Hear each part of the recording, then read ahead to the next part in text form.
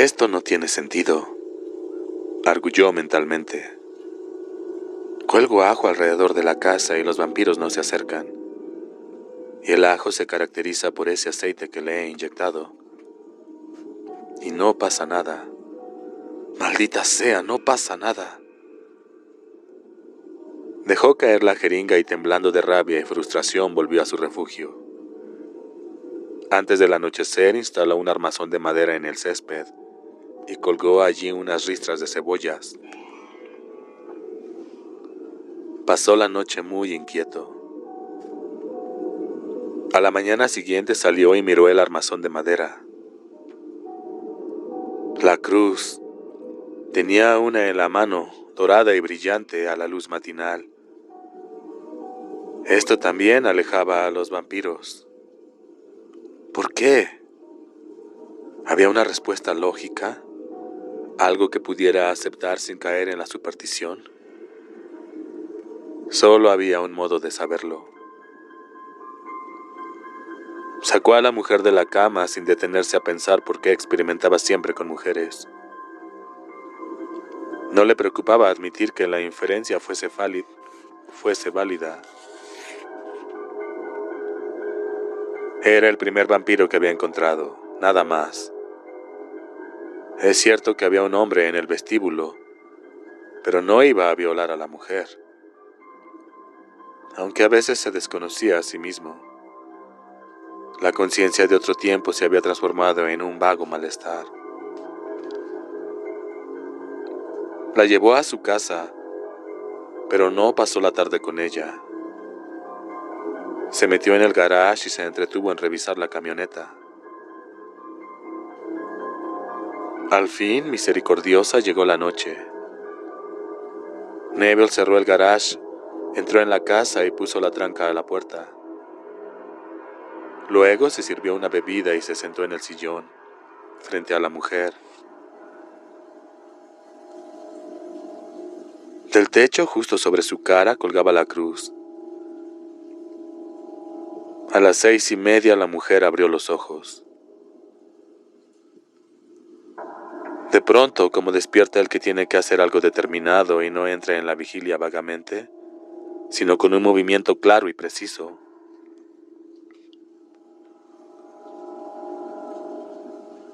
Enseguida vio la cruz y apartó los ojos con un ronco jadeo, agitándose en la silla. ¿Por qué le tiene miedo?, preguntó Neville, sobresaltándose, después de tanto tiempo ante el sonido de su propia voz. La mujer miró a Neville, le brillaron los ojos y la lengua lamió los labios como si viviese independientemente de la boca. El cuerpo se le retorció tratando de acercarse a él. Un gruñido gutural le llenó la garganta.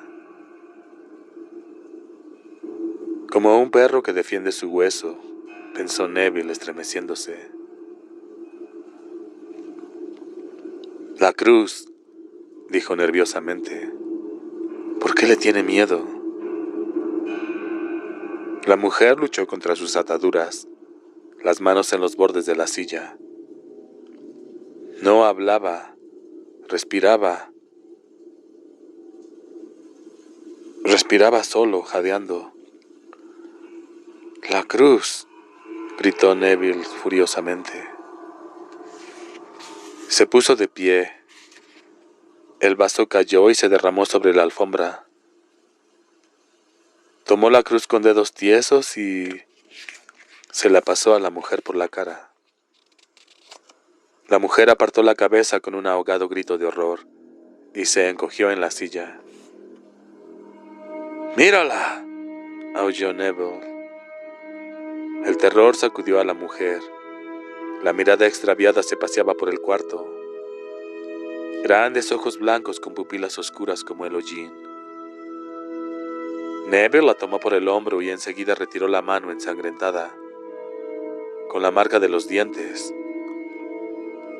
Sintió un nudo en el estómago. Rápidamente le cruzó la cara con una bofetada, doblándole la cabeza.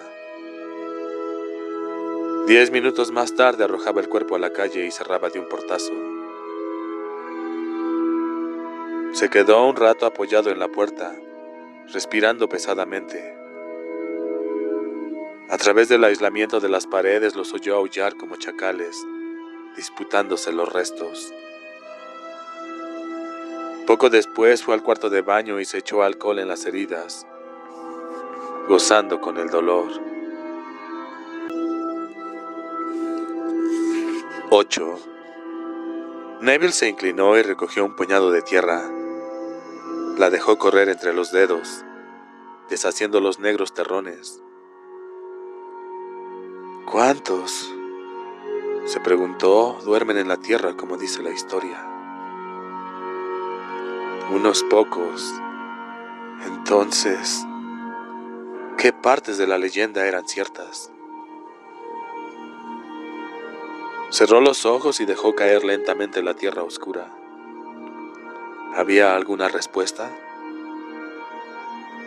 Si supiese, por lo menos, quiénes dormían en la tierra habían regresado de la muerte.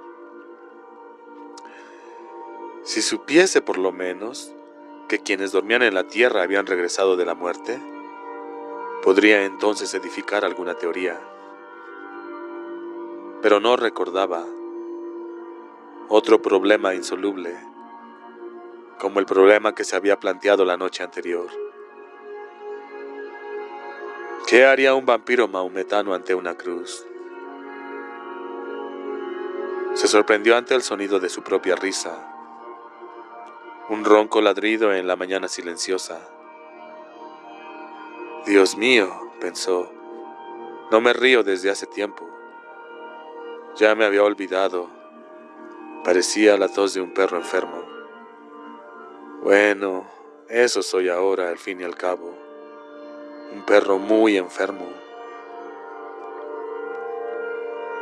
Había habido un principio de tormenta a las 4 de la mañana y había recordado Virginia, Katie, aquellos días horribles.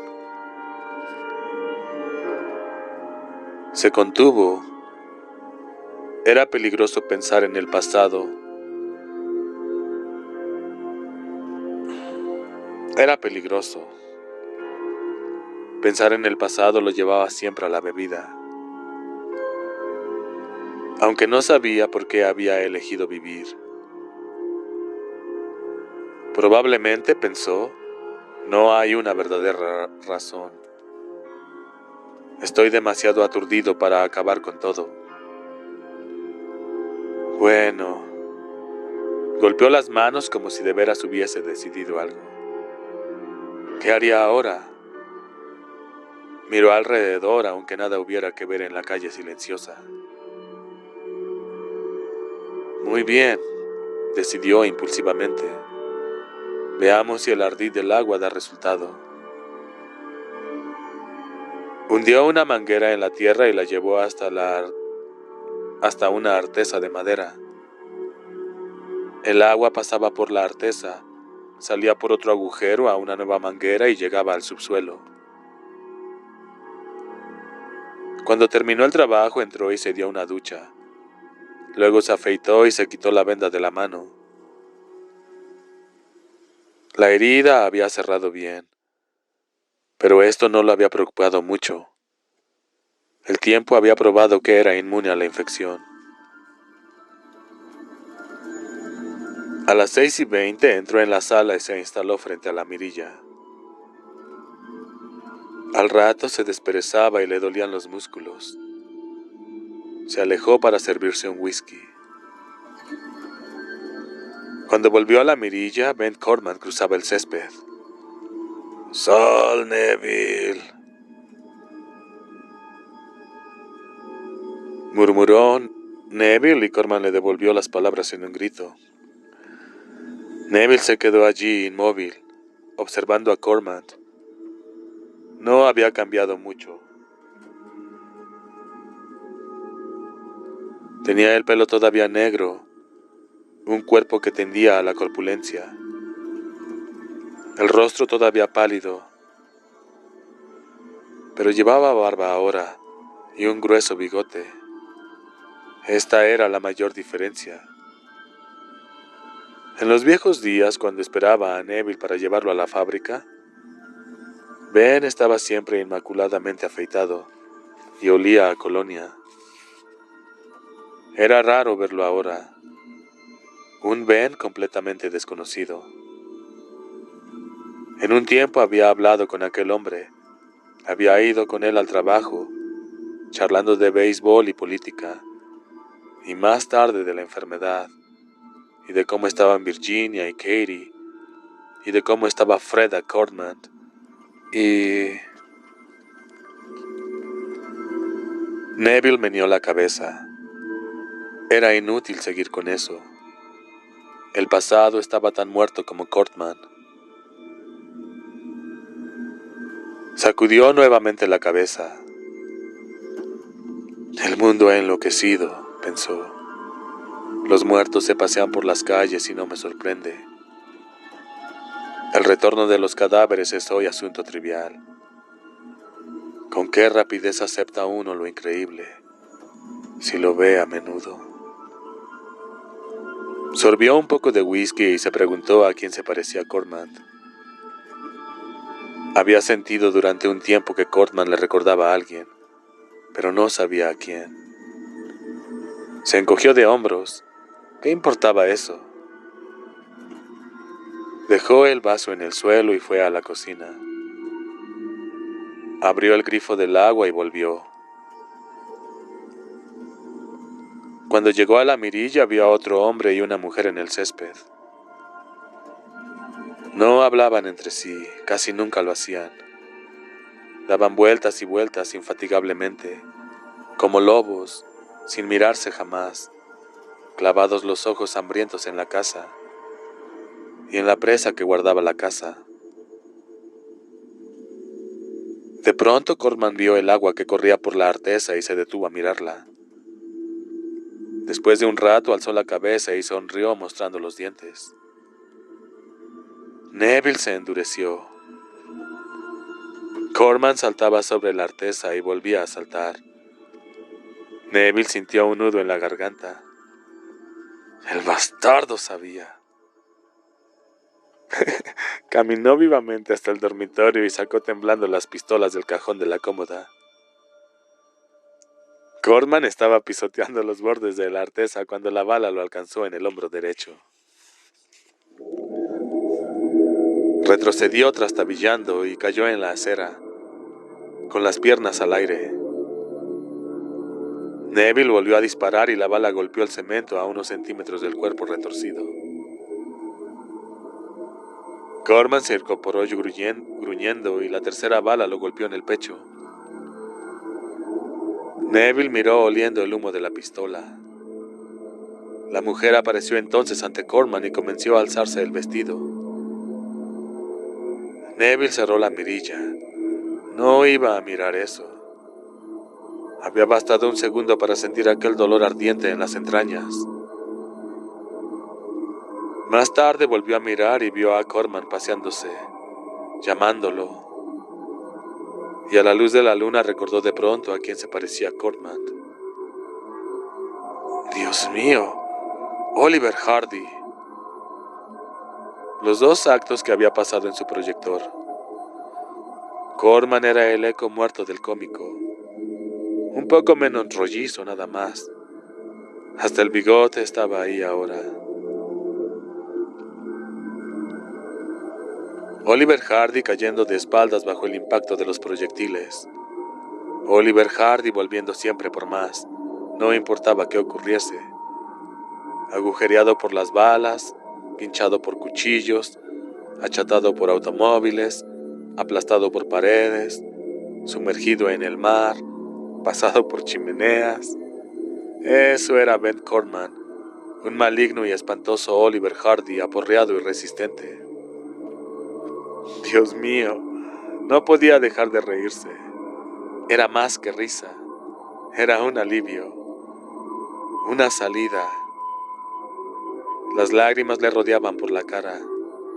El vaso sacudido se derramó y el líquido lo mojó de arriba abajo, haciéndolo reír todavía más. El vaso cayó al fin a la alfombra, y Neville se retorció con espasmos de incontenible diversión. La risa incesante llenó la sala. Más tarde, lloró.